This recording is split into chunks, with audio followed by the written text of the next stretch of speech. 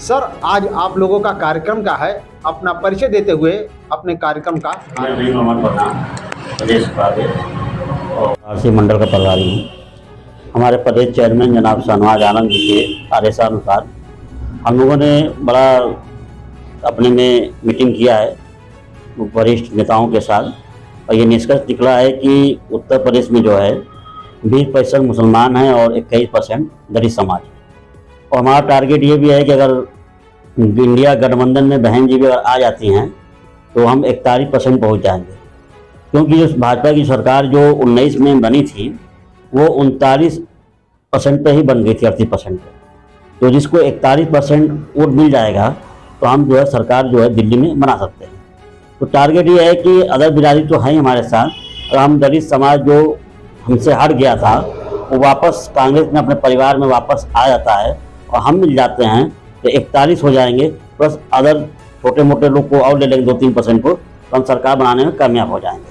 और 41 का टारगेट का एक और वो है, ये तो आपका परसेंटेज हो गया, और 41 टारगेट ये है कि हम उत्तर प्रदेश में भाजपा को 41 सीट पर आधे पर अगर रोक देंगे तो दिल्ली से इनको हम दूर भेजने में कामयाब रहेंगे। और रही बात की सरकार जो है कांग्रेस तो बनाएगी, क्योंकि हम दक्षिण कवर कर रहे हैं। राहुल गांधी की जो यात्रा निकली है उससे बड़ा हमको फ़ायदा हो रहा है, क्योंकि आप कर्नाटक का चुनाव देखा आपने, तेलंगाना का चुनाव देखा है, इसलिए हम उम्मीद है कि राहुल गांधी के नीति में और हम जो है कामयाब होंगे। और दूसरी बात यह है कि जनता जान चुकी है और हम लोगों को बताने का काम करेंगे कि 24 में अगर हम चूक गए तो हिंदुस्तान में चुनाव नहीं होगा, क्योंकि तानाशाही लागू हो जाएगी। इस मुद्दे को भी हमको जनता को बताना है कि संविधान लोकतंत्र खतरे में है, हमें एकजुट होकर 24 के इलेक्शन में कांग्रेस को लाना है, तभी देश में संविधान और लोकतंत्र बाबा साहब का बचेगा। सर, अपना परिचय देते हुए आप ये बताएं कि आखिर ये जो आपका कॉन्फ्रेंस है वो गाजीपुर में आप क्या करने वाले हैं?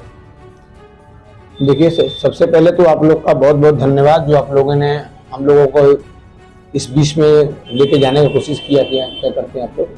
ये उत्तर प्रदेश कांग्रेस कमेटी अल्पसंख्यक विभाग के प्रदेश अध्यक्ष जनाब शाहनवाज आलम साहब का जी के निर्देशानुसार आज पूरे उत्तर प्रदेश में प्रेस कॉन्फ्रेंस, ये कार्यक्रम 2 फरवरी से 14 फरवरी तक चलेगा।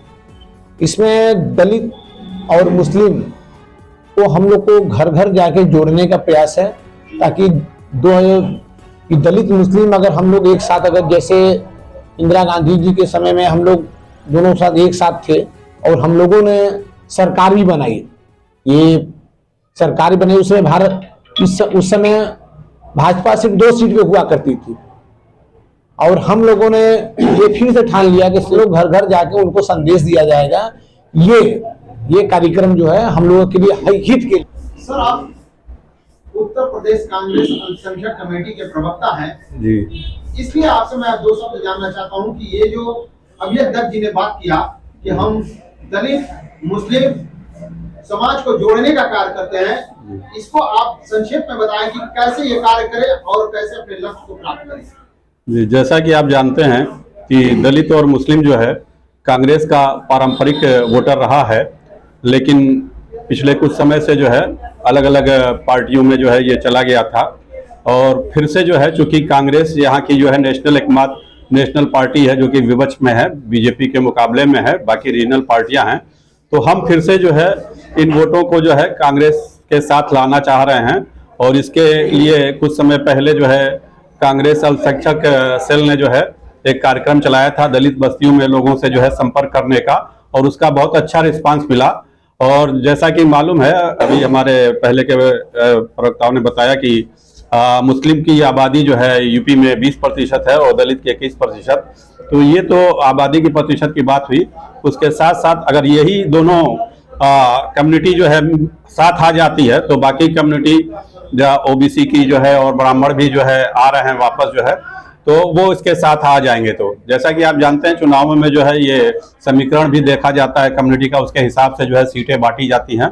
तो इसके प्रयास में हम लोग हैं कि ये दोनों कम्युनिटी आ जाए, और सबसे ज़्यादा आज के दौर में जो है ये दोनों कम्युनिटी के साथ जो है उत्पीड़न हो रहा है। जिसके लिए हमारे जननायक माननीय राहुल गांधी जो है न्याय यात्रा पे निकले हुए हैं और उसका बहुत अच्छा रिस्पांस मिला है। जिस भी प्रदेश में वो जा रहे हैं जो है, मणिपुर से मुंबई तक की उनकी यात्रा है, तो जन सैलाब उमड़ कर आ रहा है। इससे लगता है कि जनता जो है बदलाव चाह रही है और ये श्योर है कि 24 में जो है हम लोग जो है सत्ता में आएंगे जो है और लोगों को न्याय दिलाएंगे। सर, जैसा कि आपने कहा तो मैं आपको बताता चलूं कि हमारे भारत में ही एक वरिष्ठ पत्रकार जिनको टाइगर भी कहा जाता है, अशोक वानखेड़े, उन्होंने कहा कि इलेक्शन कोई जीते लेकिन सत्ता बनाएगी यानी सरकार बनाएगी भाजपा। इस पर आप क्या कहना चाहते हैं? अशोक वानखेड़े का मैं भी देखता हूं, बहुत ही अच्छे पॉलिटिकल एनालिस्ट हैं। वो जो ये बात कह रहे हैं वो इस बात पे कह रहे हैं कि अभी आपने देखा हाल ही में जो है चंडीगढ़ मेयर का जो है चुनाव हुआ, उसमें उन्होंने मैनिपुलेशन करके जो है 8 मतों को जो है वो गलत कर दिया। उस बेसिस पे जो है वहाँ वो भाजपा चुनाव जीत गई। दूसरी मिसाल आपने अभी देखा जो है झारखंड में, वहाँ ईडी के बल पर जो है उनको इस्तीफा देने को मजबूर किया वहाँ के मुख्यमंत्री जो है हेमंत सोरेन को जो है, और उसके बाद उन्होंने जो है अपने उत्तराधिकारी का चयन कर लिया था। वो लोग वहाँ राज्यपाल के पास गए जो है सरकार बनाने के लिए, लेकिन कई दिनों तक उन्होंने जो है रोके रखा। तो इस रोके रखने के पीछे उनका ये था कि जो विधायक हैं वहाँ के उनको खरीद लिया जाए, उनको तोड़ लिया जाए, उनको दबा के, लेकिन ऐसा हो नहीं पाया। आखिर में 2 दिन के बाद उन्होंने जो है उनको बुलाया और उन्होंने शपथ ले ली जो है, और उनको 15 दिन का समय दिया है, जिसमें कि वो 5 फरवरी को जो है अपना असेंबली में जो है फ्लोर पे जो है मतलब जो है सिद्ध कर देंगे। तो ये सब 2 मिसालें हैं जिसके बेसिस पे जो है लोकतंत्र की हत्या कर रही है, खुलेआम तानाशाही पे जो है। अभी आपने जो चंडीगढ़ के मेयर का हमने जिक्र किया, वो कैमरे के सामने जो वहाँ के पीठासीन अधिकारी थे वो भाजपा के अल्पसंख्यक के जो है वहाँ के अध्यक्ष थे, उनको पीठासीन अधिकारी बना दिया गया। वो खुलेआम देखा गया ये कैमरे के सामने अपने पेन से जो है वो मत पत्रों पे कुछ लिख रहे हैं जो है। तो ये 2 मिसालें हैं जो जनता के सामने है। सबने देखा कि किस तरह से वो जो है धांधली करते हैं और तानाशाही रवैया अपनाए हुए हैं जो है सरकार बनाने के लिए। लेकिन 2024 में जो है जनता जो है उनको हटाने के मूड में है जो है। जो जन सैलाब उमड़ा है राजीव गांधी की न्याय यात्रा के साथ, वो ये उससे प्रतीत होता है कि जनता खुल के जो है वोट देगी जो है इंडियन अलायंस में जो है, और कांग्रेस के नेतृत्व में जो है केंद्र में सरकार बनेगी।